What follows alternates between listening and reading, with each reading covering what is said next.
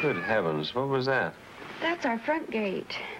Is it sick? It's shrieking, and it is also romancing every cat in the neighborhood. John, if you don't fix those hinges, I'm going to go off mine.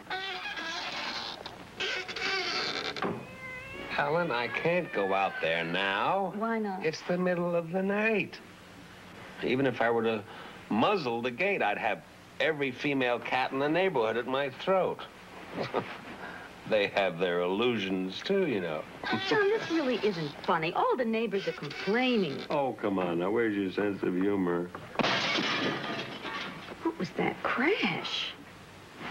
I'll bet some poor, frustrated cat found out it was just a gate and decided to end it all. May I come in, please? Come in, dear. What's wrong, Lydia? Bad dream? I'd settle for that if I could sleep. It was this. It came flying through the window.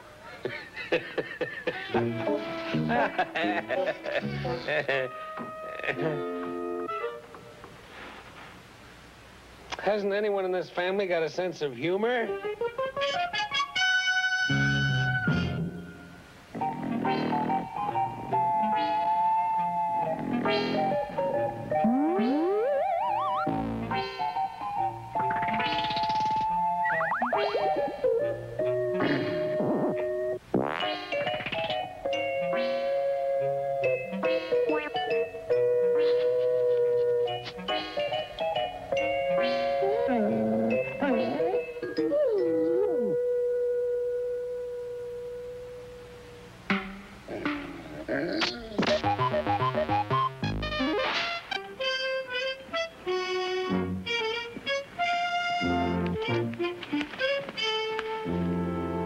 Howdy, neighbor. Morton's the name. Paul Morton, formerly of Bensonhurst. Just bought the house next door. Oh, my name's John Monroe. On behalf of me and the missus. Well, you didn't have to do that, for heaven's sake. It's,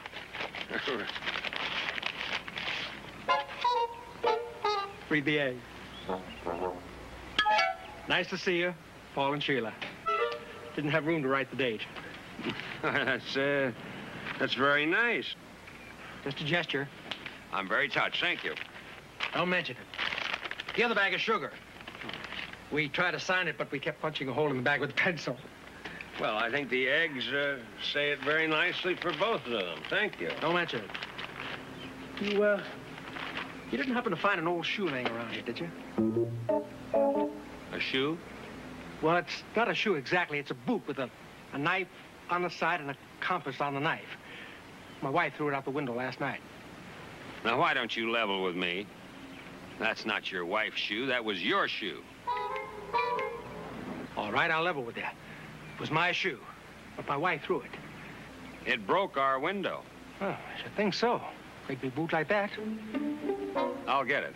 No rush. If you have any use for it. Well, I can't think of one offhand unless your wife gets upset enough to throw the other one sometime. She might. Okay, in that case, I'll hang on to it for a while. Well, it's worth the gamble. They're great boots. If they don't fit, you can always throw them back. Piece of straw? No thanks.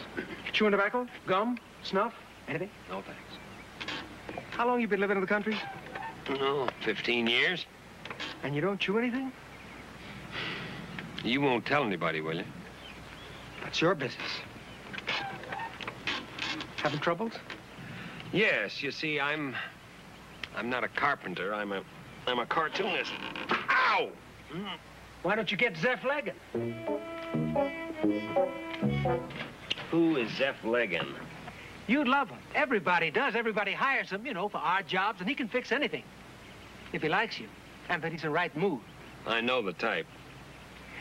Funniest guy you ever heard. Lost my wife 10 years ago, he'll say to you, see? And you say to him, real straight, that's too bad.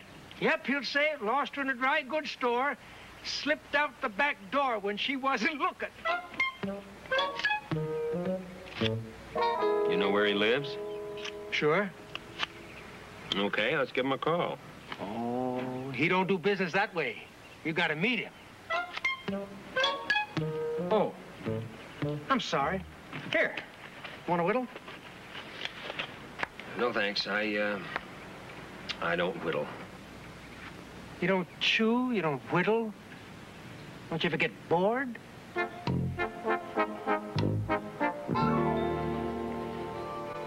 And he's always playing the harmonica. Uh-huh.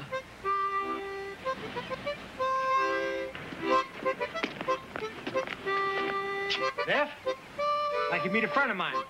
Been living around here 15 years. Figured about time you two met. This is John Monroe. He's a cartoonist.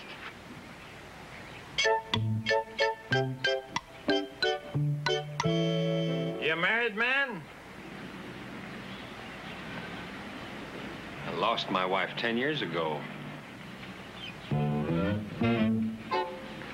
Lost in a dry goods store, eh? No, she died. You want to fix my gate? I think he liked me.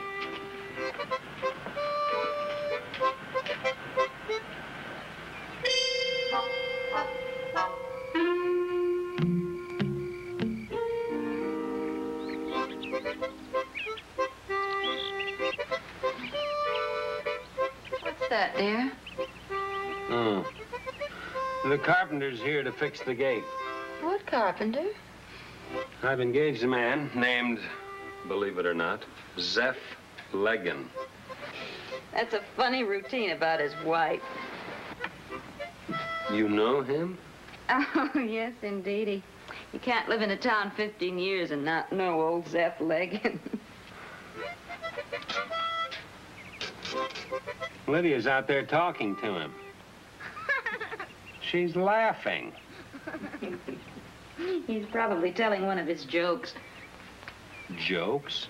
You called those quaint, hoary, twinkle-in-the-eye corn-pone chestnuts jokes?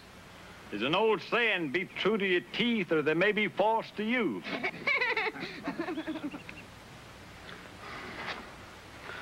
Sometimes a man finds out things about his own family that he's better off not knowing. Fella goes in this grocery store. He says to the man, what do you got in the shape of bananas? Cucumbers, he says.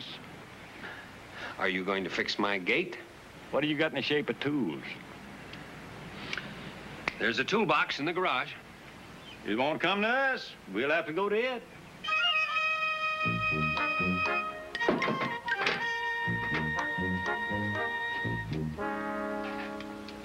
Needs new batteries. I'll be going to Barton's store in Danbury this afternoon. You want me to take it along? Well, I appreciate that. Thank you.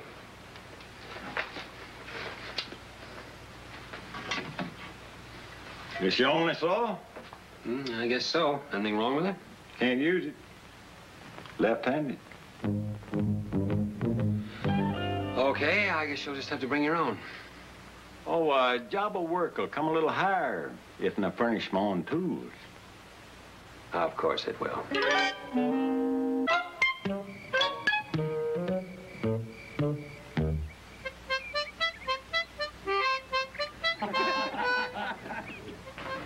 You know, he's really very funny. He calls a taxi a taxidermy cab because they skin you. You really think that's funny? Well, there's a lot of truth to it. Where's Lydia? Just out watching. Oh, fine. Just fine. You're upset. Upset? Why should I be upset? If I'm stuck with a daughter with no taste, I'm stuck, that's all. You know, John, I think you're letting your ego... No, it's got nothing to do with my ego. I am paying that mutated Mark Twain $1.50 an hour, and he's out there... If he wants to do a Chautauqua tent show, I say let him take one on the road and do it. I want my gate fixed. So the man says, Lem, why'd you buy a steamroller for your potato field instead of a tractor? Lem says I thought it might raise mashed potatoes. Oh. Morning. Well, good morning, Mr. Monroe. Didn't know you was there listening. I've been listening all morning. I haven't heard any sawing. Torrent sawing weather. Twar. Oh? You know much about sawing? Enough to make me think you can't tell a hawk from a handsaw. You put 'em out in the weather, the one that rusts is a handsaw.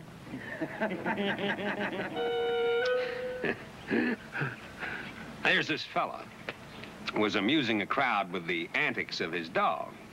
Now, a man in the crowd called out and said, "Say, mister, how'd you train your dog to do that? I can't teach mine a single trick." And the first fella says, "Well, to begin with, you got to know more than the dog." Men are born with 2 eyes and 1 tongue, but they keep right on saying twice as much as they see. I hear tell that you're a miracle worker, Zeph. When you work, it's a miracle. A man who's always kicking, Bub, seldom has a leg to stand on. Oh, by the way, here's your flash. Oh.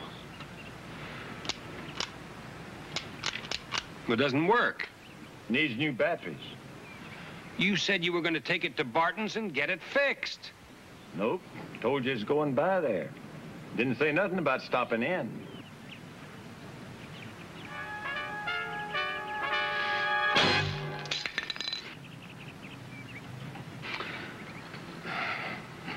Defective.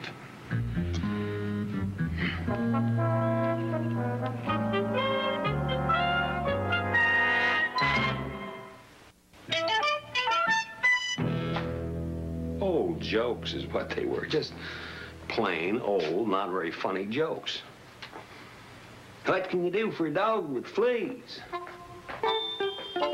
Not much more you can do for one without them. And the good people of Westbury are going to go on laughing and whooping and hollering at Zeph Leggin for the same reasons that they go on polishing those brass cannonballs so passionately that sit in Courthouse Square.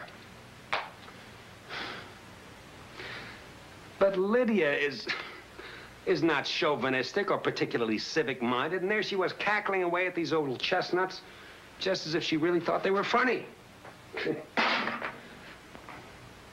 Feller sees a sign in the store, cast iron sinks. Well, shucks, says fella. Any fool knows that. Oh, boy.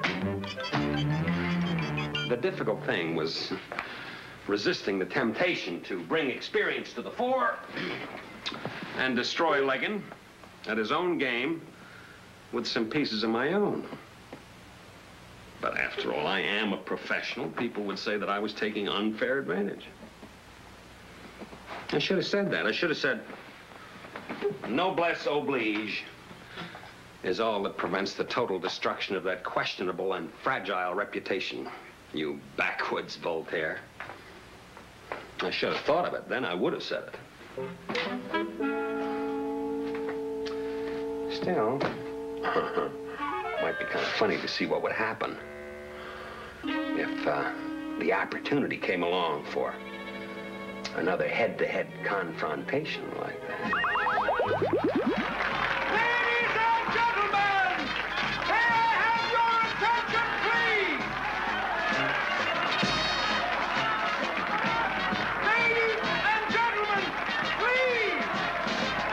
The Westbury Civic League, Marching Band, and Charter Society is proud to sponsor the Battle of the Century! Decorum.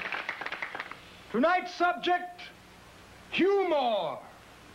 A major rhetorical confrontation between those two paragons of paronomatia, Ephraim Leggin and John Monroe.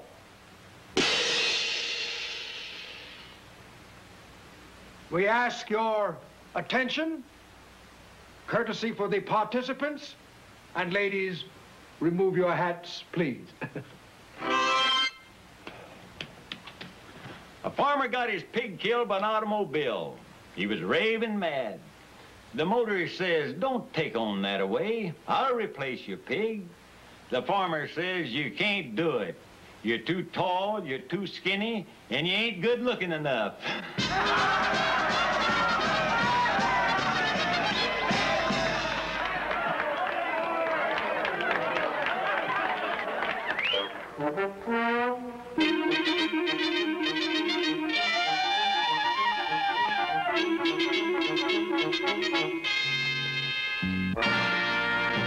Well, who made the magic go out of our marriage, you or me? A city girl and a country boy take a moonlight walk in a meadow. They see two cows rubbing noses, romantic style.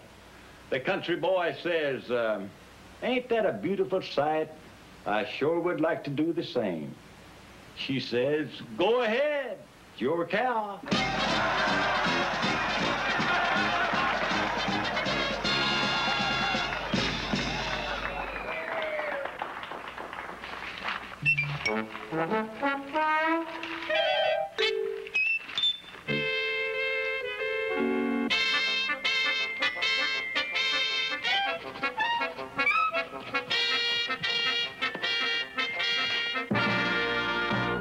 I wouldn't rent this room to everybody, Mr. Spencer. This is where my husband lost his mind.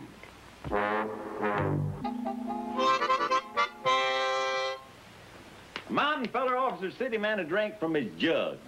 No thanks, said the city feller. Mountain man pointed a long rifle in his face. When I offer a man a drink, he drinks. The city man took a drink and almost choked. He says, this is the worst tasting stuff I ever had in my whole life. The mountain man says, ain't it the truth? Here, hold a gun on me whilst I have one.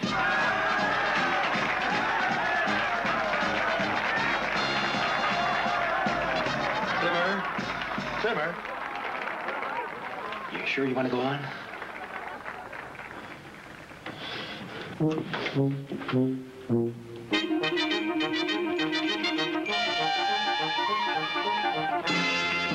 And this is Tom Weatherby, an old beau of your mother's.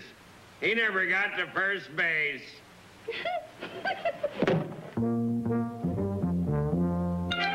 The wind blew so hard, she laid the same egg 3 times. Why don't you let me know what it is if it's so pleasant? Fella in a raccoon coat didn't even say goodbye.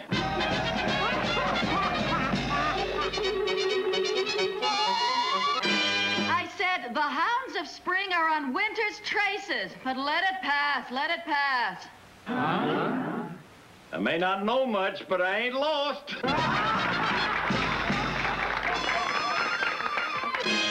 Well, don't come and look at the rainbow then, you big ape.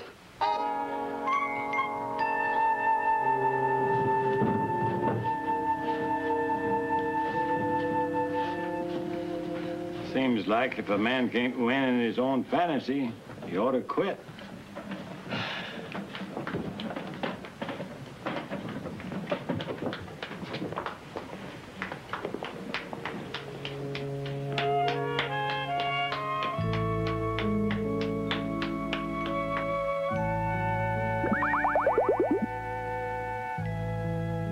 Well, what are you doing out of bed, Lydia? I couldn't sleep. The gate? No, Zeph fixed the gate. I've just been You've just been what? thinking. About what? About not being able to sleep. So I thought I'd come upstairs. I guess I'm just not tired. Oh. Well, nothing I can do? Not really.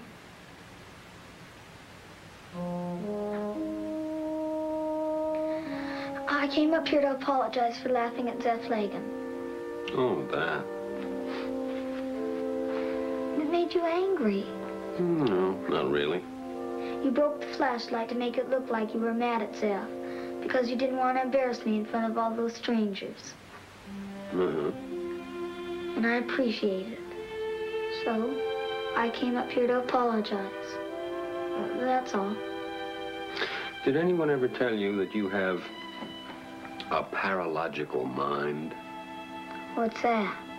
When you're trying to think something out between, let's say, A and B, by some ridiculous and perverse reasoning, you wind up at Q. I'm sorry. Stop apologizing. You come by it honestly. I think I'm getting tired now. Now, wait a minute. I want you to know, Lydia, that I was not angry with you at all. I was just angry with myself. What did you do? I lost my sense of humor. But how can you lose something like that? You try taking yourself too seriously sometime, and you'll see how easy it is. No, it was all my mistake. You don't have a thing to apologize for. Do you mean it? Yes, I mean it. Thank you, Daddy. Forget it. Flashlight wasn't very good anyway. Daddy, my teacher says it takes a big man to admit his mistakes. I suppose so. Seth may be funny, but I think you're a big man.